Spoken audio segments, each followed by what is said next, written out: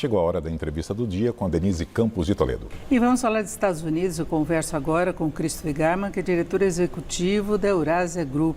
Christopher, boa noite. Boa noite, prazer estar aqui com você.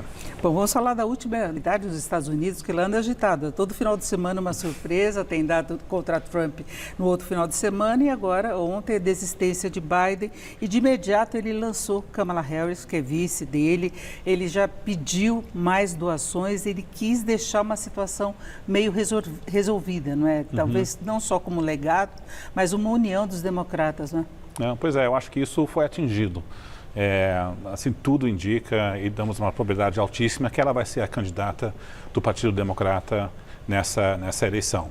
Havia uma preocupação dentro do Partido Democrata que um processo competitivo de seleção levaria uma convenção democrata no mês de agosto, dividido, um partido rachado, e dificultaria as condições de viabilidade de qualquer candidato para novembro. Então, acho que houve esse diagnóstico, o presidente Joe Biden endossou a Kamala Harris, ele controla os delegados na convenção, e aí gerou um efeito cascata em que várias lideranças do partido também endossaram ela, e muito dificilmente ela não será a candidata, e tudo indica que isso está dando um gás para a base democrata.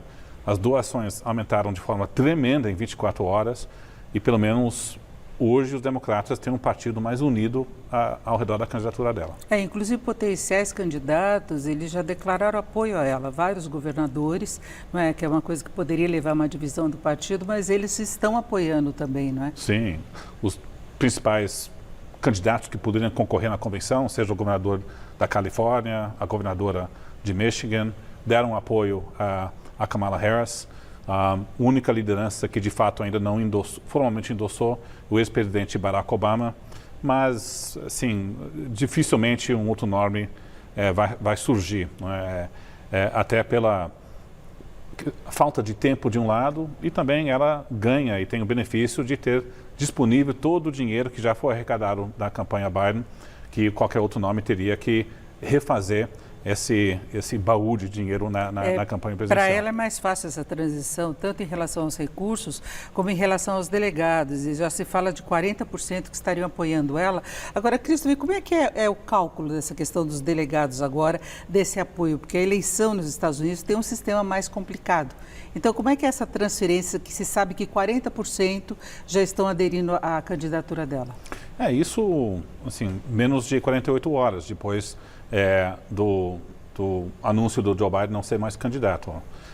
Então, no fundo, não existe regras claras, né?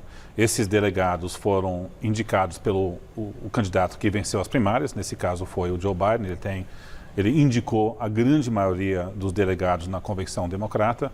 O fato que ele endossa a Kamala Harris já coloca uma pressão muito grande sobre os delegados que são leais a ele para poder seguir essa orientação. 40% já formalmente endossaram, mas o resto deve seguir. E não temos nenhum candidato que está se colocando para poder contestar nessa própria convenção ainda.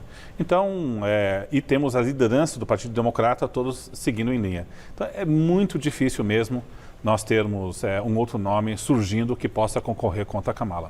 E seria muito difícil o Partido Democrata rejeitar a candidatura de uma mulher negra, filha de imigrantes, pelo perfil dela, os democratas irem contra, seria contra os próprios princípios o que eles estão defendendo, não é? Sim, por ser vice-presidente, também que está na linha de sucessão. Indicada por Biden. Indicada por Biden, o que ela representa. Então, acho que existe um temor se houver uma eleição competitiva que racha o partido. E aí a gente tem que lembrar que nós vamos ter a convenção do Partido Democrata em agosto e poucas semanas depois, no início de setembro, inicia o voto via correio em alguns estados. Então a votação começa em setembro em alguns estados. Então não tem muito tempo de campanha onde a votação se inicia. É claro que a votação do dia final vai ser no dia 5 de novembro. Mas pelo menos, acho que os democratas estão com a visão, precisamos arrumar a casa agora. Não temos tempo a perder. Agora, antes dessa indicação do nome dela pelo Biden, havia muita discussão quanto à própria impopularidade de Kamala Harris. Ela cuidando da questão dos imigrantes, que é uma coisa muito delicada nos Estados Unidos e pode ter um peso enorme nas eleições. se falava que ela ficou meio à sombra de Biden, que talvez seja explicado até pelo próprio perfil dele. Né? Então, ela deixou ele no comando mesmo, e ela cuidou só do que era da parte dela mesmo. Você acha que ela consegue virar essa situação? Olha, eu diria o seguinte, duas coisas. Primeiro, essa eleição tende a ser competitiva, não é, por razões estruturais. Nós temos o Donald Trump, um candidato, não é, que mobiliza a base, ele tem seus ativos eleitorais, mas ele também tem uma rejeição elevada. Nós temos um país profundamente dividido, onde a diferença dos dois candidatos não é grande. A gente tem que lembrar que, mesmo depois da performance desastrosa do Biden no debate contra o Trump, onde se iniciou quase um mês de debate sobre sua incapacidade cognitiva, e também depois do atentado contra o Donald Trump, a vantagem do Trump sobre o Biden só estava 3, 4 pontos percentuais. E a vantagem do Trump sobre os 3 estados mais importantes no colégio eleitoral, que devem ditar o resultado, só estava uma vantagem de menos 4 pontos percentuais. Então, veja que está uma eleição ainda apertada. Nós temos uma economia americana que está recuperando. É bem verdade que o grande calcanhar de Aquiles da campanha democrata é a inflação, que foi muito alta ao longo dos últimos anos. Custo de vida. O custo de vida aumentou e a economia está recuperando, mas o governo Biden, como um todo, ainda paga um preço para essa inflação acumulada. Então, mas as margens são pequenas, não são grandes. O desemprego está muito baixo. Então, né? assim, acho que seja Biden ou seja a Kamala, tem chances de prevalecer. É claro que o Biden estava entrando numa espiral muito preocupante, onde a única coisa que estava sendo focada era a incapacidade cognitiva dele. Ele continuava fazendo derrapagens, o partido abandonou ele, então ele ficou inviável. Mas um substituto, ainda assim, é uma eleição mais razoavelmente apertada, número 1. Mas número 2, também sabemos de quando você troca um candidato na véspera de uma eleição, a probabilidade de vitória cai. E até também temos um banco de dados de 400 eleições mundo afora, a chance de um incumbente vencer a reeleição tende a ser sempre mais elevada do que fazer o seu sucessor. Então, em termos probabilisticamente, é difícil não concluir que entre o debate e hoje, a probabilidade da vitória democrata caiu e a probabilidade do Trump subiu. A Kamala, sendo candidata, talvez tenha melhores chances do que o Biden. Na maneira que estava ocorrendo, é muito difícil.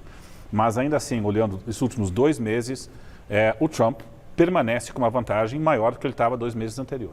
Voltou a dar uma esperança para os democratas, sim, de qualquer forma, que eles já estavam perdendo a esperança. Inclusive, agora já tem slogan de campanha, Let's Win This, que uma tradução livre, vamos vencer essa. Então, já tem esse slogan dela.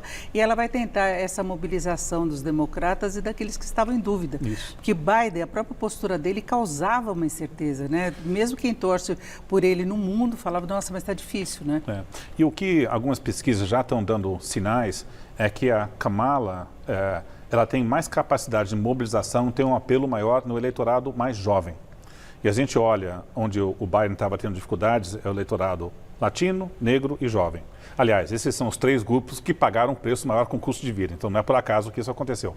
Mas ela tem uma liderança que energiza e tem uma simpatia maior, particularmente com o eleitorado negro e também com os mais jovens. Então, isso pode ser importante de quem comparece nas urnas, o comparecimento.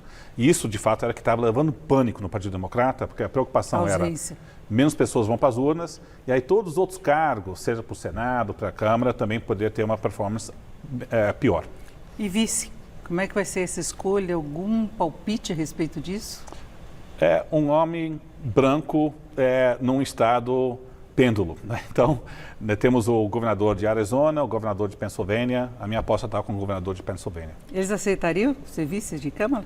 Com certeza, isso não é um indicado que você recusa, dado a projeção nacional que você ganha e você naturalmente vira uma opção lá na frente. E vira uma evolução política, porque vai ser muito importante também, né, a formação dessa chapa agora, exatamente para convencer o eleitorado. Estados Unidos estão preparados para eleger uma mulher negra?